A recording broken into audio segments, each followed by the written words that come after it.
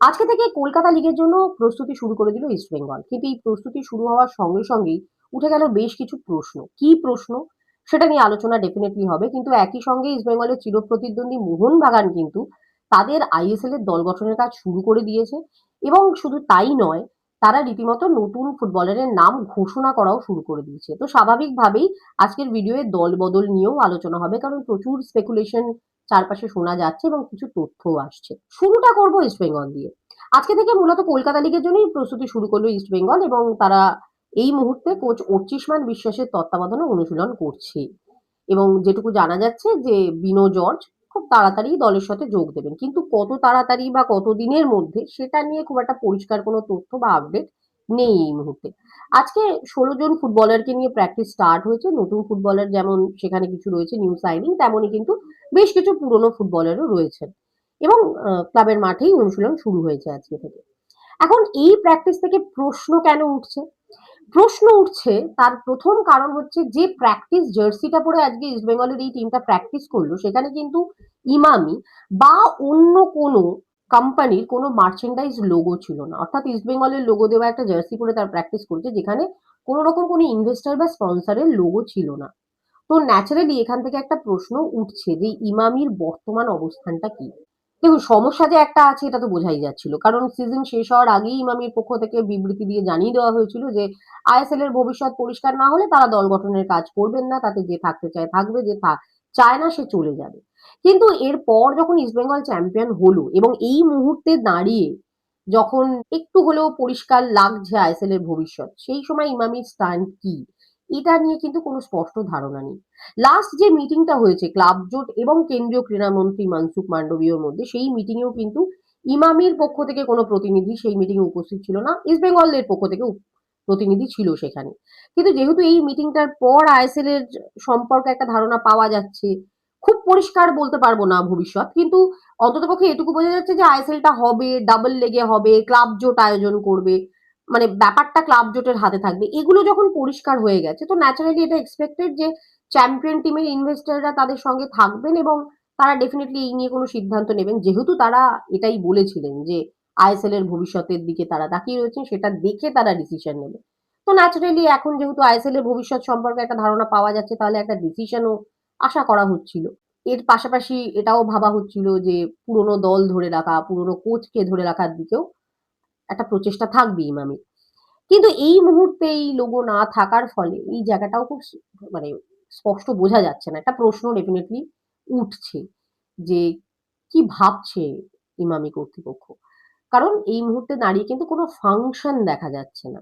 সেক্ষেত্রে স্বাভাবিকভাবেই এই মুহূর্তে যে একটা এক্সপেকটেশন তৈরি হয়েছে যে অস্কার ব্রুজোকে আবার রিটেন করবে ইস্টবেঙ্গল, এবং ভাবনা চিন্তা চলছে, অস্কারের সঙ্গে কথা চলছে, যেটা শোনা যাচ্ছে ভীষণভাবে।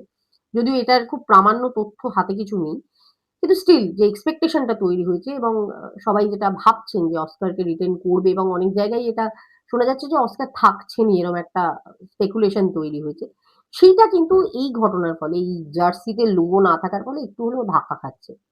কারণ এটা তো ফ্যাক্ট যে অস্কার ব্রুজোর এখানে আসাটা ইমামির হাত ধরে। সেক্ষেত্রে ইমামি ভাবছেটা কি? তারা যদি না থাকে বা তাদের ভূমিকা যদি একটু বদলেও যায়, কারণ হয়তো হতেই পারে এরকম একটা শোনা যাচ্ছিল যে যদি কনসোডিয়াম করে হয় এবছর, কারণ যেহেতু ইনভেস্টর হিসেবেই থাকতে হবে এরকম কোনো ম্যান্ডেটারি ব্যাপারটা এখন আর নেই। সেই জায়গা থেকে তাহলে হয়তো ইমামির সঙ্গে কনসোডিয়াম করে অন্য কোনো ফাইন্যান্সার নিয়ে সব মিলিয়ে একটা দল তৈরি করা যেতে পারে। সেটারও একটা প্রস্তাব গেছে যেটা শোনা যাচ্ছিল। এখন যদি সেটাও হতো, তাহলেও তো একটা মুভমেন্ট দেখা যেত। কিন্তু কোনো রকম কোনো ওই লোগো না থাকা বা কোনো ভূমিকা না থাকা বা কোনো আ অ্যাক্টিভিটি না থাকাটায় এই প্রশ্নটা উঠছে। কারণ অস্কার ব্রুজো অফিসিয়ালি কিন্তু এটা জানিয়েছেন যে তিনি আর থাকছেন না। যদিও তিনি শুরুতে এটা বলেছিলেন যে তার কাছে প্রস্তাব আছে এবং যদি অবশ্যই ইস্টবেঙ্গল তার কাছে প্রেফারেন্স, যেহেতু তিনি এই টিমটার সঙ্গে চ্যাম্পিয়ন হয়েছেন। বাট হ্যাঁ, তার শর্ত মেনে যদি দল গঠন বা বাকি সমস্ত কাজগুলো হয় তিনি থাকবেন। কিন্তু একটা নির্দিষ্ট সময়ের মধ্যে সেটা তাকে জানাতে হবে এবং ৩১শে মে অবধি তিনি অপেক্ষা করেছেন। ৩১শে মে কিন্তু তিনি তার সোশ্যাল মিডিয়ায় জানিয়েই দিয়েছেন একরকম যে তিনি থাকছেন না। এখন এর পরেও এই এক্সপেকটেশনটা তৈরি হয়েছিল, যেহেতু আইএসএল এর ভবিষ্যৎটা পরিষ্কার হলো। তখন ন্যাচারালি সবাই এটাই আশা করছিলেন যে ইমামি কর্তৃপক্ষ এটার মধ্যে ইনভলভ হবে। কিন্তু এই মুহূর্তে সেই ইনভলভমেন্ট এর স্পষ্ট কোনো ধারণা পাওয়া যাচ্ছে না। এখন ইমামি যদি ইনভলভ না হয় তাহলে কি অস্কার ব্রুজোর আসার বা অস্কার ব্রুজোর ইস্ট বেঙ্গলে ফেরার জায়গাটা থাকছে? এটা একটা প্রশ্ন। ডেফিনিটলি অস্কারের সঙ্গে ডাইরেক্ট যোগাযোগ করতেই পারে ইস্ট বেঙ্গল, বা তাদের নতুন কোনো ইনভেস্টর এলে বা যেই করুক, মানে সেটা করা যেতেই পারে।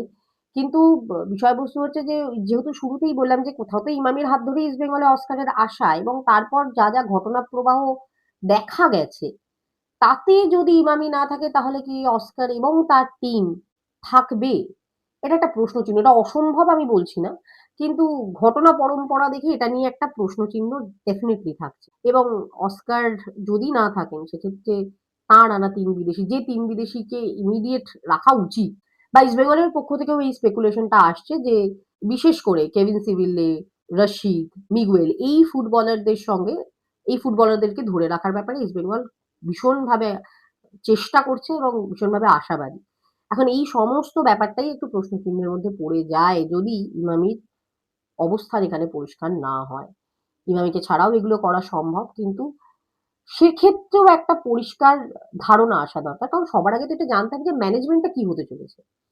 যাদেরকে অফার দেওয়া হবে, যারা আসবে তাদের কাছেও তো এটা স্পষ্ট হওয়া দরকার যে ম্যানেজমেন্টের স্ট্রাকচারটা কি হতে চলেছে। সেটা এই মুহূর্তে ইস্ট বেঙ্গলের পক্ষ থেকে খুব ধোঁয়াশা। ইমামির পক্ষ থেকেও একটা ধোঁয়াশা। তারাও স্পষ্ট করে কিছু জানাচ্ছে না। এবং ক্লাব কর্তৃপক্ষের তরফ থেকেও কিন্তু খুব একটা কিছু স্পষ্ট করে বলা হচ্ছে না যে কি হতে চলেছে। সেই কারণেই এটা কোথাও যেন একটু ডাইসি লাগছে। বুঝতে পারছি না সিচুয়েশনটা কি, এবং পরিষ্কার কোনো ধারণা পাওয়া যাচ্ছে না। উভয়ের পক্ষ থেকেই কিন্তু একটা অদ্ভুত নিস্তব্ধতা দেখা যাচ্ছে। এবার আসবো মোহনবাগান প্রসঙ্গে। অলরেডি সামির জেলচকোভিচের নাম গতকাল ঘোষণা করে দেওয়া হয়েছে মোহনবাগান সুপার জায়ান্টের পক্ষ থেকে, এবং এই ডিফেন্সিভ মিডফিল্ডার, তিনি ডিফেন্সেও খেলতে অভ্যস্ত, এবং তার নাম ঘোষণা হওয়ার কিছুক্ষণ আগেই টম অ্যালড্রেটকে ছেড়ে দেওয়ার ঘোষণাও মোহনবাগানের পক্ষ থেকে করে দেওয়া হচ্ছে। তো এটা খুব স্পষ্ট যে টমের জায়গায় মূলত এই ফুটবলারকে আনা হচ্ছে। একই সঙ্গে বেশ কয়েকদিন ধরে গোয়ার দ্রাজিকের নামটাও ভীষণভাবে ঘুরছে। ইভেন সোশ্যাল মিডিয়ায়, উইকিপিডিয়ায় তো দেখলাম অলরেডি মোহনবাগান দ্রাজিকের বায়োডাটায় কেউ লিখেও দিয়েছে। সেক্ষেত্রে দ্রাজিকের নামটা খুব জোরালো ভাবে শোনা যাচ্ছে, বাট এই মুহূর্তে এখনো পর্যন্ত অ্যানাউন্সমেন্ট আসেনি। তবে যেটুকু জানা যাচ্ছে বা যেটুকু শুনছি, হয়তো দ্রাজিক কনফার্ম। যদিও অনেক কিছু ব্যাপার তো থাকে, সই সাবুত ট্রান্সফার, হাজার ধরনের কাগজপত্রের ব্যাপার থাকে। তারপর দেখা যাবে সার্বিয়ান ফুটবলার দ্রাজিক, এবং যে পজিশনে ফুটবলার দরকার মোহনবাগানের, স্পেশালি বিদেশি ফুটবলার, সোজা কথা সেই উইঙ্গার কাম অ্যাটাকিং মিডফিল্ড, এই পজিশনের ফুটবলার হিসেবে দ্রাজিক অবভিয়াসলি নজর কেড়েছেন। নজর অনেকেই কেড়েছিলেন, তার মধ্যে অ্যাভেলেবিলিটির একটা ব্যাপার আছে। তো সেই জায়গা থেকেই শুনছি দ্রাজিকের সঙ্গে কথাবার্তা চলছে এবং অনেকটা এগিয়েছে এই পর্যন্ত জানি। এখন সবই দলবদলে পরিবর্তনশীল, এবং সবই অপেক্ষা সাপেক্ষ।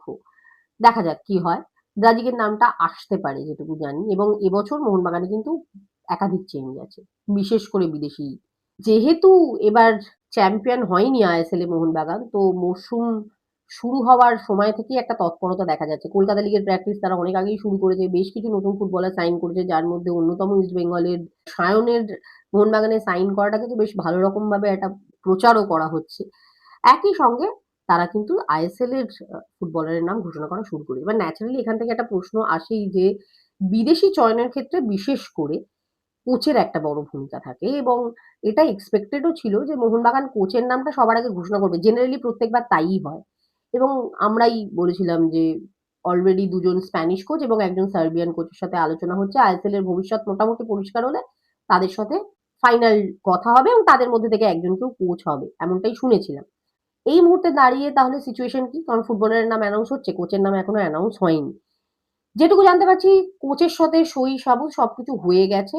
নাম ঘোষণা হওয়ার সময়ের অপেক্ষা। কে কোচ সেটা নিয়ে অবশ্যই নাম আমার কাছে নেই, এবং আ যে ৩ জন কোচকে নিয়ে কথা বলছিলাম, অর্থাৎ ২ জন স্প্যানিশ এবং একজন সার্বিয়ান কোচ, তার পাশাপাশি কিন্তু আইএসএল এ কোচিং করানো বেশ কিছু কোচকে নিয়ে, মানে কোচের নাম এই আলোচনায় ঢুকে পড়েছে।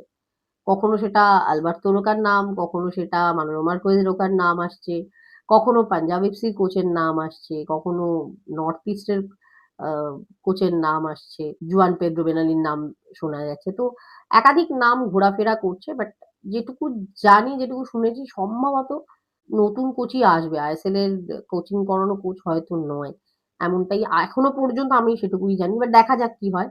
কারণ এখনো তো অ্যানাউন্সমেন্ট কিছু আসেনি। কোচের অ্যানাউন্সমেন্ট খুব তাড়াতাড়ি মোহনবাগানের থেকে আসবে এবং যেটুকু জানি যে কোচ ঠিক হয়ে গেছে এবং যে বিদেশিরা আসছেন তাদের বায়োডাটা কোচের কাছে পাঠিয়ে তার থেকে অ্যাপ্রুভ করিয়েই সই করানো হচ্ছে। অন্তত এটুকুই খবর। এই ভিডিওটা এই পর্যন্তই। ইনফরমেশনগুলি দেওয়া ছিল। ভালো লেগে থাকলে লাইক করুন, শেয়ার করুন এবং অবভিয়াসলি ভালো লেগে থাকলে সাবস্ক্রাইব করুন আমাদের চ্যানেল অনস্পোর্ট টিভিকে।